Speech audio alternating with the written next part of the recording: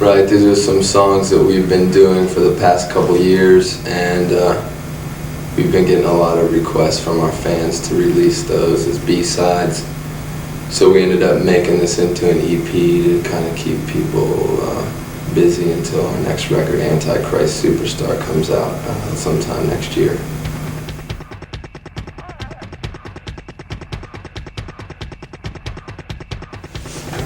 I was always into the lyrics to that song, and I thought maybe other people weren't maybe getting the same interpretation that I was, and I wanted to redo the song where you could really focus on what was being said, as I thought it was a dark song, and I liked the idea of use and abuse, how it was being discussed in that, so I wanted to kind of share that with a newer crowd of listeners.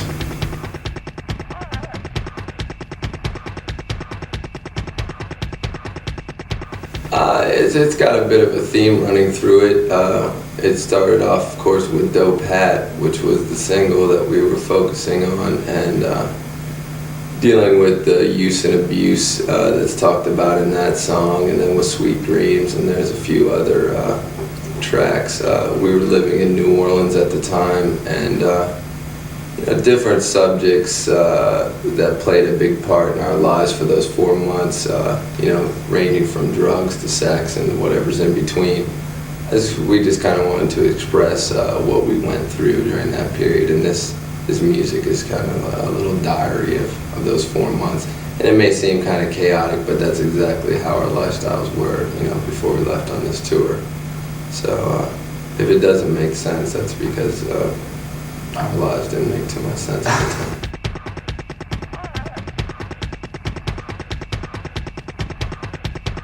Well, there's a few. I kind of want to keep it more up to the listener to figure it out, but one of the tracks that we recorded in our apartment in New Orleans, White Trash, features vocals and guitar playing by a guy named Tony Wiggins, and this was he's a strange fellow we met last year on our travels. He's a southern gentleman with southern ideals, so he tends to be what a lot of people would consider a redneck or white trash, so I thought it was ironic to get him to do a cover of that song. And we ran into some trouble with some of the things that he's done, because he's tried to,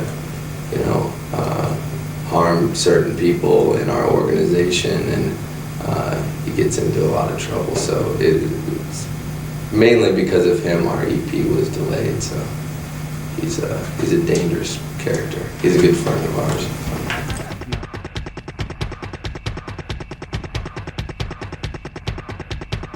Well, Trent worked mostly on the 3 cover songs, and we wanted to just bring out the strong points of the songs, and I thought a lot of the strong points in them were the lyrics, and that's why I picked, those 3.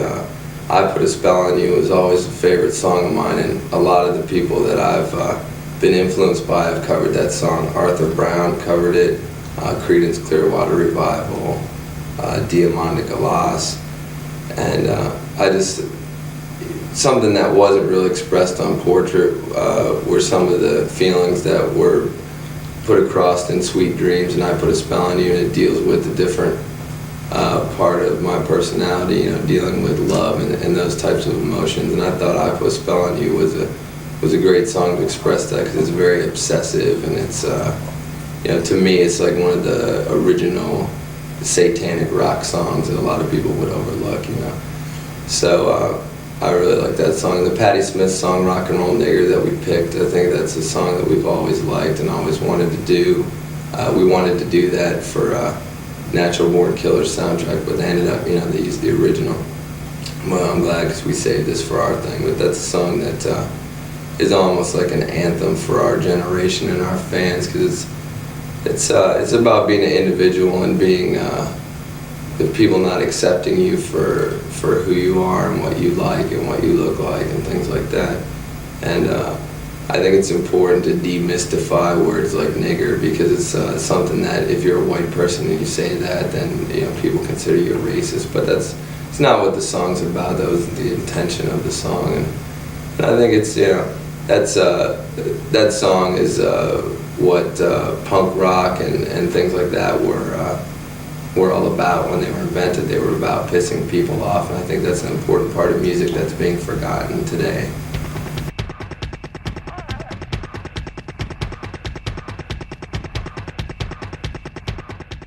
Yeah, but I wouldn't really consider it vocals. It's just sort of a love ballad about somebody that died. That was a lot of people first heard that #1 smash when we were on the Donahue show, and he played that on his mini cassette recorder that he is one of his instruments that he performs with. I want to know why it is that all of you seem to have satanic signs all over you, and what is it that does this music cause you to do what you do? Is that directed at us or the parents? That's funny. Twiggy. That's your little the tape music recorder? cause us Okay. to do what we do. We cause the music to do what it does, I think. And people wanted to know what the song was, so we put it on the EP.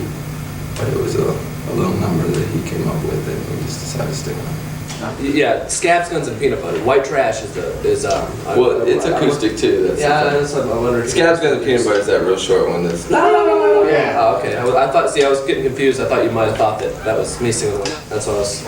Because I never really thought of this. You know what? Also on the credits, I just recorded on the record company fucked up. Did They that? misprinted a lot of shit. They got that one right, but they fucked up a lot of the other ones.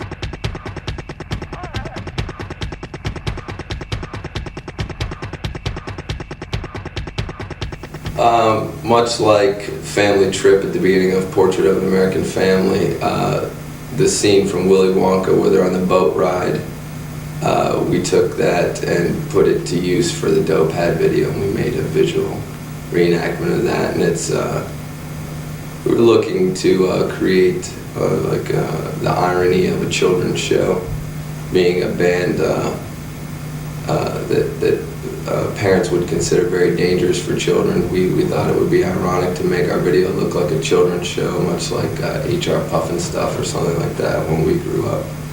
So that was the approach that we went into with that video, and it's more of a drugged out psychedelic version of the original Willy Wonka boat ride.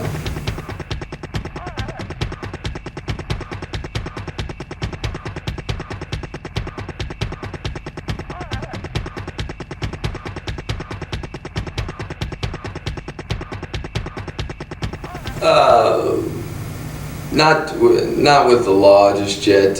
When we were in Los Angeles, Tony Wiggins showed up, and he got us into a lot of trouble. We ended up carving a big star on his chest with a broken beer bottle, and he was bleeding all over the place, so everyone got mad at him.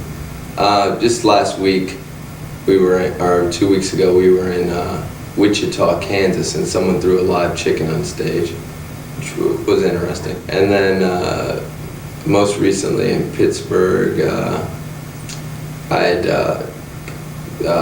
got a cut on my chest, and I was bleeding on stage, and some of the bouncers were mad that they had gotten some blood or something on them, so they wanted to murder me after the show, but I escaped.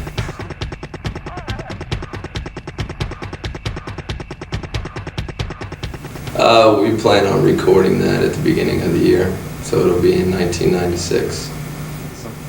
We'd love to have something out on June 6th, 1996.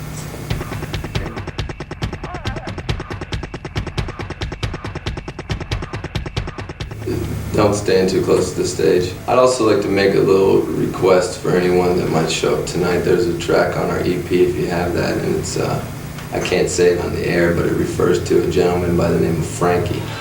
Excuse me. Yeah? Are you Frankie, the manager of Marilyn Manson? Road manager, yeah. You want to tell us a little bit about Frankie? No comment. It's not so. It's something that you're not proud of, or just something you don't want to talk about. I don't know anything about it, really. Have you ever? No comment. All right. Why don't you tell us a little bit about what it's like on the road with Marilyn Manson? Take a good look at my eyes. It tells it all. I see a lot of objects in your eyes. Pain. I'd like the crowd to participate in a chant involved around it on that track for tonight. That'd be